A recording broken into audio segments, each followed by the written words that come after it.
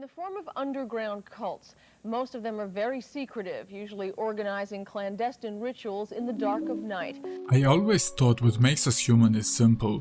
Compassion, connection, the belief that life should mean something. But tonight's video is about everything that corrupts that idea. A cult that recently landed on the FBI's list for being so extreme that I quote, "This is a tier 1 threat, the highest danger category." It was classified as a threat to national and economic security. This network, or cult, is a reflection of how our society is rotting from the inside, how our systems are broken. A cycle built on cruelty, on control, on the idea that no lives matter. From the boy who started it, to the global investigations that continue to this day. I'm Snorky, and tonight we dive into 764, the most dangerous internet cult you probably never heard of. This is a decentralized, parasitic group that preys on the youngest and most vulnerable people it can find, exploiting them into producing disturbing material, forcing acts of harm, and in the worst case possible, pushing them over the edge. For many, escape was never an option, as blackmailing is just one of the things they would use against you. And before we begin, let me be perfectly clear. YouTube tends to punish my channel whenever I cover topics dark as this, but this video is not to glorify or to promote these people, it is here to shine a light on them, to expose how depraved some individuals truly are, to spread awareness. And while this video is still censored for YouTube policies, I still feel necessary to say viewer discretion is strongly advised, because these cases aren't just disturbing, they are a mirror of something larger. A reminder that every day we drift further away from what makes us human. 764 Network, a violent exploitation network here.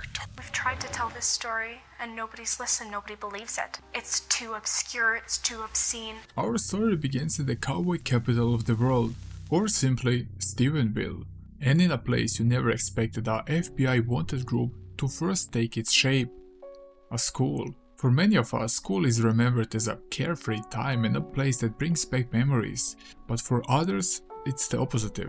A place of bullying, a place where you never quite belong and felt like an outsider. This was the reality of Bradley Chance Haydenhead, born in 2005.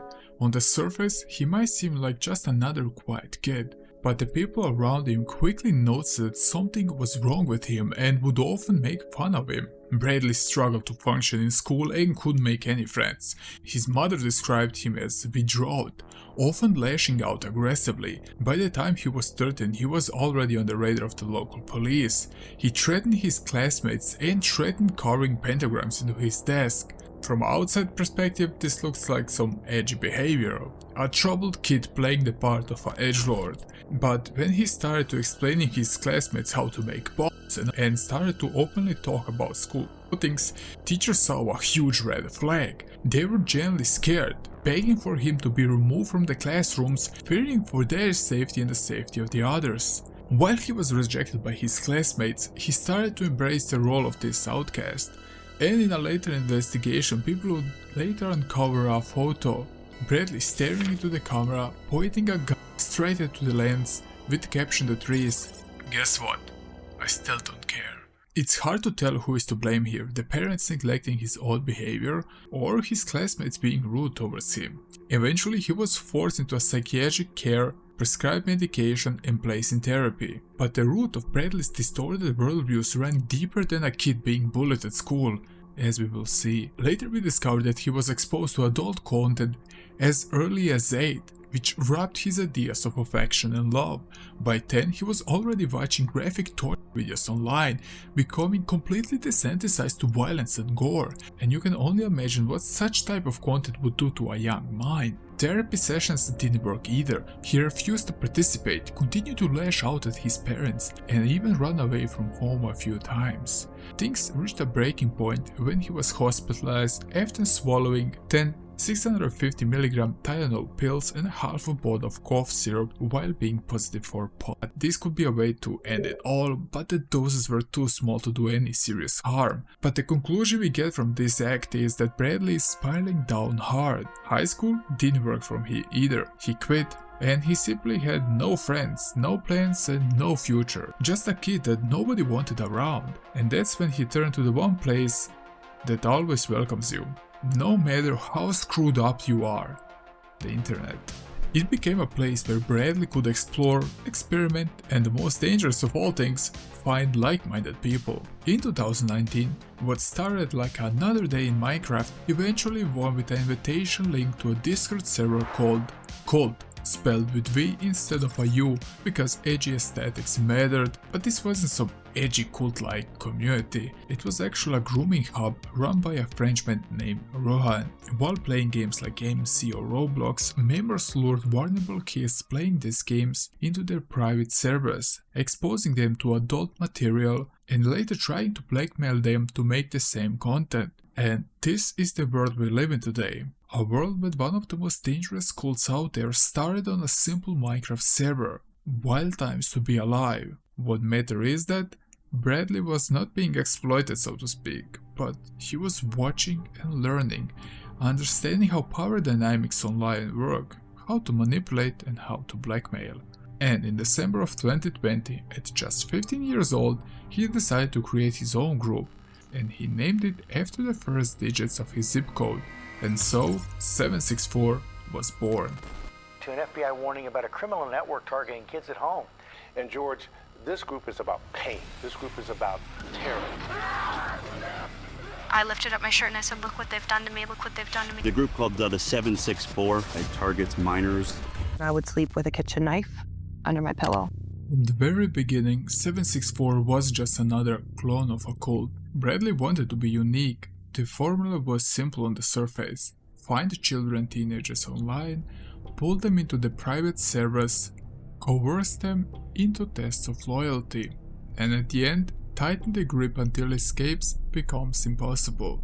Bradley had a mission, and failure wasn't an option. He infiltrated every community he could find: Roblox, Minecraft, Instagram, Snapchat, Discord, Telegram. If he was banned, he come back, and at one point he bragged about cycling through over 400 email accounts. He was less a person and more like a plague that kept reappearing. He looked for the most vulnerable people, and oftentimes those were not understood kids who needed a friend, someone to talk to, someone who seems to understand. I kind of fell in love because he talked to me and he gave me the attention that I kind of needed. I was in a time period in my life where I didn't feel like I was worth much, and nothing really that I found to help really helped. At first it was kindness, attention and some kind of validation, but sooner or later the demands came. Prove you belong. Prove you're not weak. Victims were ordered to carve numbers, names or symbols into their skin, filming it as a proof, painting walls with their blood. This was only the entry point. Bradley posted online that he was the CP king and that his exploits were legendary. Testimonies later revealed how far he went. Are you crying? If you don't take a bite out of it, I'm gonna make you do more fucked up shit than that, okay? Hurry up. A vulnerable teenager who attempted to take his life was mocked by Bradley, who told him, "Just try harder."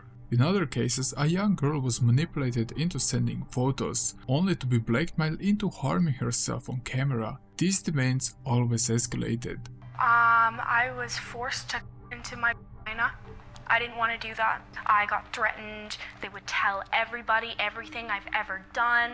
But 764 wasn't just random chaos. Bradley built it with a blueprint borrowed from a far older but equally dark network, the Order of Nine Angles. For those who haven't heard it, O9A is an extremist occult group that blends neo-Nazism with Satanism. It isn't about rituals in the traditional sense, it's about rejecting empathy, glorifying violence, and treating morality as weakness. Members preach something called cooling. They believe that true power comes from harming others without hesitation. And Bradley, still a teenager at this point, was carefully taking notes. From O9A, he learned how to turn cruelty into ideology. He borrowed their language of superiority, the idea that strong thrive while the weak exist only to be broken, and their images showed up right in his own logo.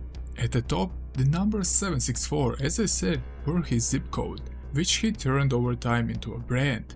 Beneath it is an infinity loop crossed by a vertical line, a warped version of the Levitian cross, a satanic symbol meaning infinity under Satan, and beneath it all was a pentagram, complete with horn-like tips. It wasn't original at all, it was stitched together from borrowed symbols, but that was the point. The message was clear and simple: endless cruelty, power, and a cult that will never die. And his cult eventually became like a digital version of 09A, if we can say so, where people were blackmailed into rituals and things they didn't want to do. The biggest problem was how they spread across multiple accounts and apps to hide, using encrypted messengers like Telegram just to get away. To be perfectly clear here, 764 was never about money, it wasn't even really about influence. It was about chaos, and I don't know how to describe else but about showing how you can push someone until they break. And here is the ugly truth about this: kids who get exploited like this don't just walk away fine. They grew up vulnerable and broken, but sometimes instead of collapsing inward, it turns outward. They start inflicting the same cruelty they once endured because that's the only way they know how to cope, and that's the cycle 764 wanted to create. There were broadcasts in the group in which they mocked, laughed and shared videos and photos like trophies. Screenshots later reveal members ridiculing children crying on the camera. Others bragged about selling folders of exclusive recordings to one another. The more extreme your content was, the more you moved through the ranks and gained respect from the others. They grew so toxic that even one supremacist group on Telegram reportedly banned anyone tied to 764, calling them, quote, too wild even for us. But inside of their own ecosystem, 764 was spreading and subgroups emerged. Some of them are Slit Town, League Society, Harm Nation, 303, 555, 404, Hell, and No Lives Matter. Each one copied the same playbook. For Bradley, this was the power he craved ever since he was in middle school. After years of being bullied and ignored, he wasn't a victim anymore or an outcast, he was a leader of a group that respected him. And within a year, his creation would be on the radar of the FBI. To understand the true horror of 764, you have to look at the people inside it. They weren't just faceless usernames drifting across Discord. The FBI estimated that thousands of children had already fallen victim to 764 and its offshoots. And to really grasp how disturbing this was, let's go through some of the cases. The biggest problem about groups like this is that everyone tries to outdo each other's extremes, and Kaskar is the perfect example. Kaskar was a spin-off cult created by Joseph Cardbox Schanover. He wasn't some evil genius, he was just another kid desperate to be taken seriously, and his way to gain some respect was build something even darker than 764. But he still had the same blueprint. Kaskar's victims were pushed into humiliating loyalty tests. And with that, we come to one of the most famous cases that everyone somehow remembers, about a girl known as Holy Girl 222. She seemed like a perfect victim for him, and over time she managed to exploit her, and with that she was under his spell. And that's when this photo happened. She was holding a sign with Cardbox's name and, in the other hand, the body of her cat, killed on camera so he could hold it over her. Congrats, Cardbox, a real legacy move here. You're a real piece of work.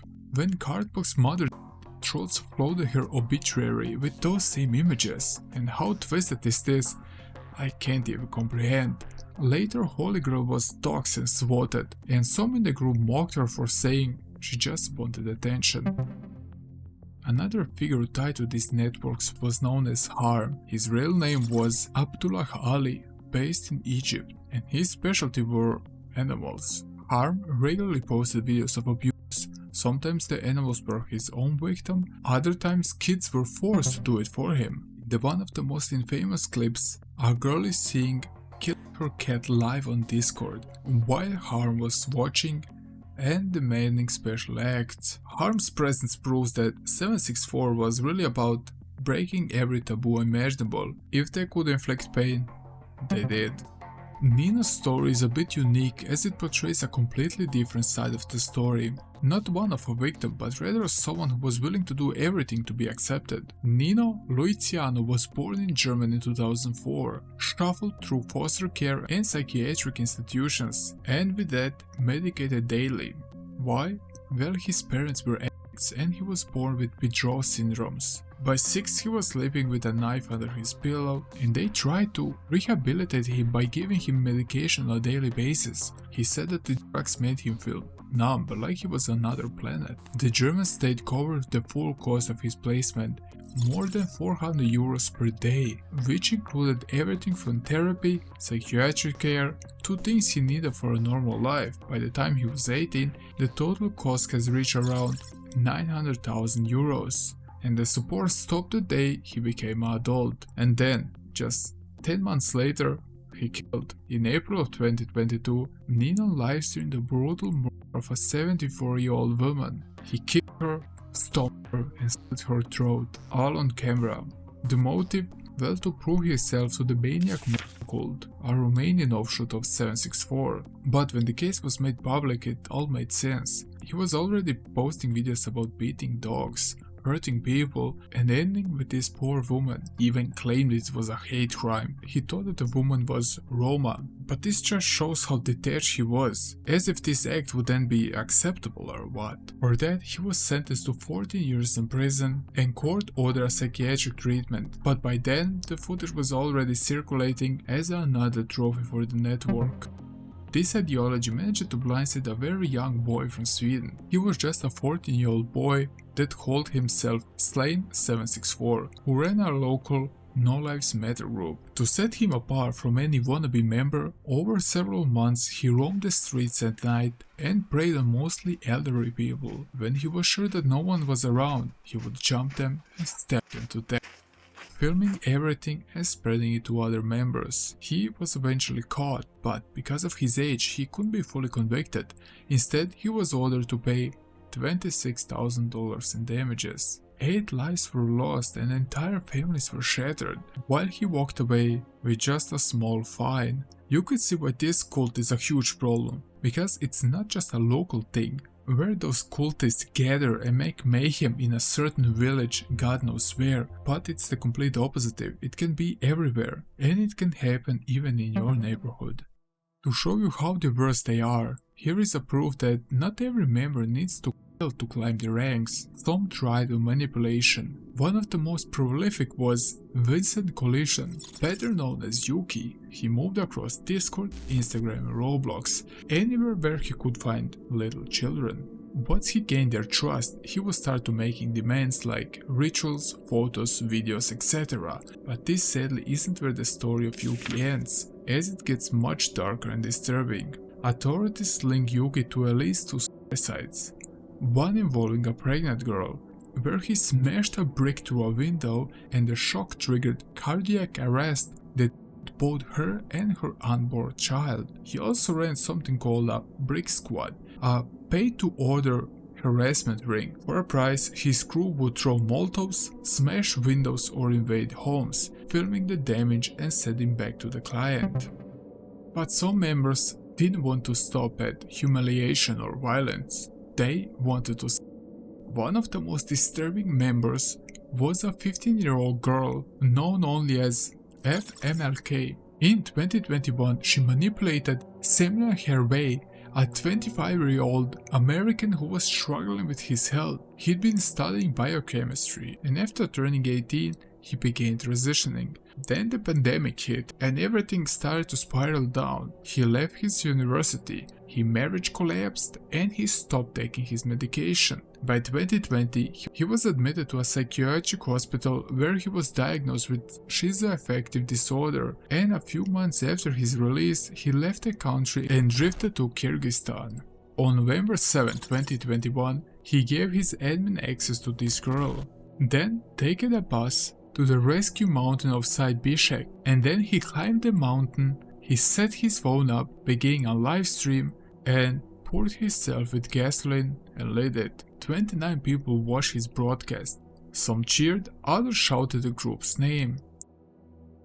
FMLK used that same playbook again. She moved a vulnerable teenager into a private call on her server, pressured the girl on camera, and ordered a live attempt where she needed to put a bag filled with helium over her head while 15 people were watching.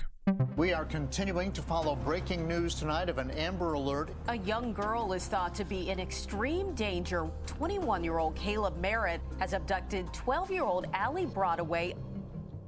Finally, we have Caleb Merritt, a 21-year-old from Texas. In 2021, Merritt groomed a 12-year-old girl across Instagram and Discord, using the same tactics we previously mentioned, and she did every demand he wanted, as she was convinced he was in love with her. Eventually, he drove across the country and camped in the woods behind her home. When she disappeared, an Amber Alert went out, and thanks to God the police found her the next day. She told them she ran away because she loved him. Merritt was convicted of multiple charges and sentenced to 350 years in prison. His case became infamous because it showed the ultimate manipulation, convincing a child to blindly believe a random person online. Some cases go deeper than the few sentences I just said, but this is clear, I think. What I wanted to show you is how diverse their methods were, and just how far they are willing to go. These aren't just random stories. Remember, we are talking about real cases, real people who could just easily be your family or friends. As 764 grew, its subgroups mutated. It wasn't just about kids or teens anymore, adults got also involved, predators who weren't vulnerable, but calculated. Groups like Super were built by people like a war veteran who bragged about his private stash of videos that he has hidden on his so-called CP island. These weren't just broken kids chasing attention, these were predators looking for prey. And when those two worlds collided, the young and the predatory, that's when the real terror began. That's when drastic measures had to be taken. FBI Crackdown. The first big arrest, as Bradley Rain didn't last long. In August of 2021, after months of surveillance, Stephenville Police Department, working with the Dallas Child Exploitation Unit, finally kicked down his door. What they found wasn't piles of cash or a room full of weapons, it was much more simpler. 2 hidden phones and a laptop. And inside, all the things I have mentioned previously. From writing 764 in blood, his logos on people's skins, with gigabytes and gigabytes of CP material. Court documents called it a clear case of extortion and exploitation. On March 27, 2023, at just 17-year-old, Bradley pled guilty to 9 counts of possession and distribution. His sentence was 18 years in prison. One officer described him as completely detached from reality. But investigators quickly realized something chilling. Bradley wasn't acting alone. He never was. By then, 764 has splintered into dozens of subgroups across the US, Europe and South America. By 2022, police in Germany and France were already tracking copycats. And by 2023, the FBI had elevated the investigation, saying that 764 wasn't just a blackmailing ring anymore. It was an organized network. Discord itself purged more than 34,000 accounts and 2,000 servers linked to the group.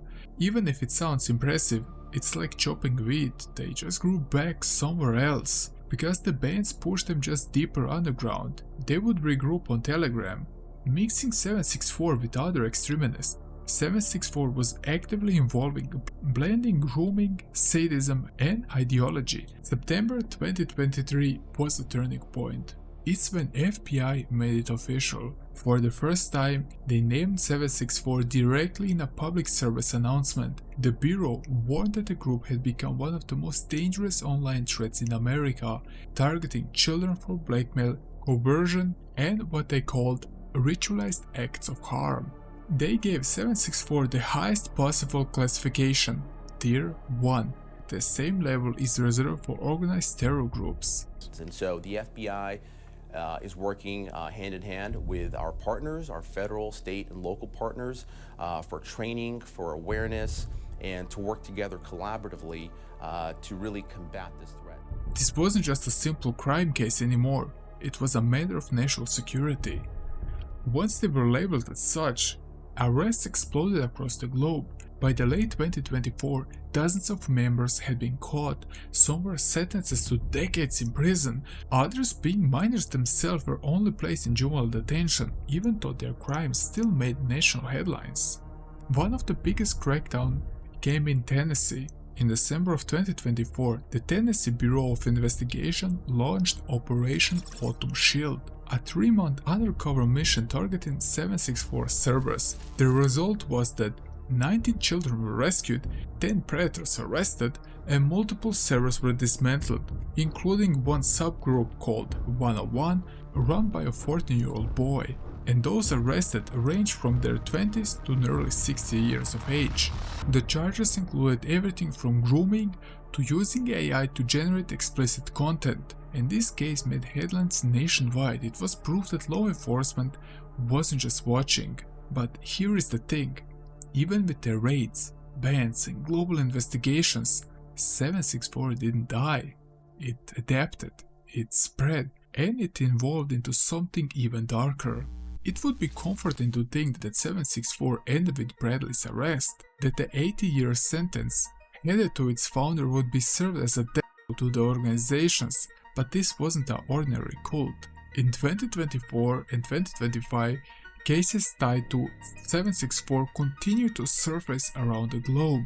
In US, Aiden Harding was arrested after authorities discovered a stockpile of weapons and explosions in his home. He was an active affiliate member of Telegram chats, and he boasted about bringing violence offline. In Spain, Hugo Figueroa was apprehended in Valencia after threatening mass violence in the name of 764. Spanish prosecutors charged him under anti-terror regulations. In Brazil, in 2025, members of 764 planned to attack the Lady Gaga concert. While the full details were still remain sealed, leaked reports suggested they have scouted venues and discussed homemade explosives. And by January of 2025, the FBI had confirmed that dozens of ongoing investigations in both current and former members are still being processed. In other words, 764 isn't gone, it's just in pieces, which have adapted new tactics to attack society. No longer blackmail was enough, but people need to suffer. But this brings us to the biggest problem. 764 is like a virus. It started as a group built on blackmail and exploiting vulnerable people, but it spread, mutated, and drew even worse people in. Even with his leader, or let's say head, cut off, with Bradley serving the rest of his pathetic life in prison, 764 didn't flinch. It reacted like a hydra, sprouting new heads, evolving into more extreme forms of what they came before. Bradley was never a leader, he just showed how communities like this can thrive without one. All they need is cruelty, chaos, and a place to grow. This cult still survives in the shadows, but I hope the law will catch up. And if there is only one lesson here is, be aware. If someone feels off, manipulative, controlling, or dangerous, block them, walk away, tell the authorities if you need to, because you never truly know who is on the other side, or what they are willing to do to make you their victim. 764 isn't gone, but the more we expose it, the less power it has. I'm Snorky, you're a diver of this channel now, and this has been the story of 764, the internet's most disturbing cult.